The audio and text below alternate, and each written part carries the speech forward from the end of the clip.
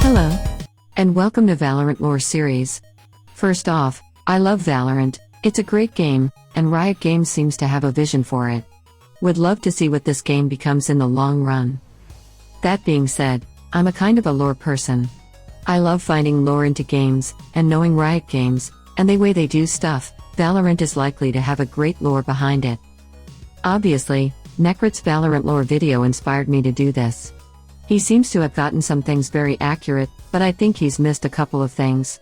Of course, the game, art, characters and maps have changed significantly since launch, and the cinematic trailer actually has a lore continuity, which changes a lot of things, and I'd like to take this opportunity and dive deeper into lore. Hopefully Necrit sees this as a worthy effort to support his work. The first agent I'd like to dive into is Brimstone, and this is official bio, as stated into the game. Joining from the USA, Brimstone's orbital arsenal ensures his squad always has the advantage. His ability to deliver utility precisely and safely make him the unmatched boots on the ground commander. Now we know that Brimstone is ex-military. Most likely a veteran, grizzled and highly decorated soldier who's gotten things done. He may be old now, but he seems to be a lot less bothered by that fact when he's on the field. Brimstone appears to be the only one so far into the Valorant program that has any combat experience. It's almost confirmed that he's the one who trains new recruits and gets them combat ready. He may be tough on them, but he seems to care a lot about his team and refuses to leave anyone behind. Naturally, Brimstone is assumed to be the default field leader of the Valorant. Despite the fact that he's not a Radiant, and a 100% human. Brimstone is a soldier who absolutely hates being stuck in the office and working from the desk. He loves field work, and holds a great sense of friendship, camaraderie and protective attitude towards his team. If it isn't obvious by now, Brimstone is almost confirmed to be the founding member of Valorant program, along with Viper. The third founding member is suspected to be Omen. Despite having direct access to the best technologies on the planet, Brimstone is a lot more practical, hands-on and not at all tech-savvy. He occasionally has trouble handling his own devices and he doesn't mind all that much asking others for help. Speaking of others, his interactions with other agents contain a lot of such information that sheds a lot of light on his personality.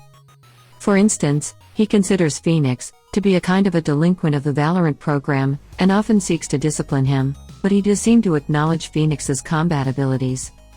When it comes to the other founding members, Brimstone isn't afraid of Omen, and in fact, seems to recognize, acknowledge and respect Omen, both as a combatant and as a founding member of Valorant.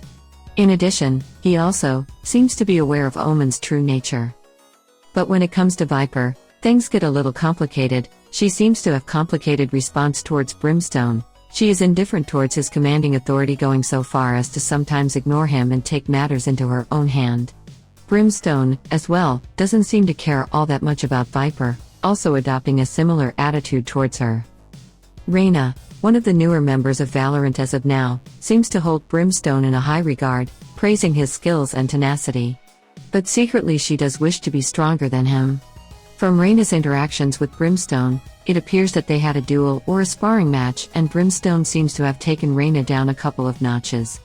As she might talk high and mighty with and about other agents, but that tone drastically changes when she talks about Brimstone. And that is about all I could dig out. There's a lot of room for speculation here, but I will tend to refrain from that, because of two reasons. 1, I'm not very good at it, and 2, if I miss completely, then looking back, this will look absolutely ridiculous.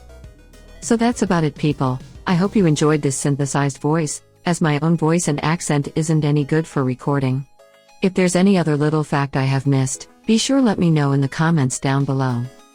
As usual, like, comment, share and yes, subscribe. I plan on making more of these, and I'm already in the process of gathering all the information I can about the next agent in line.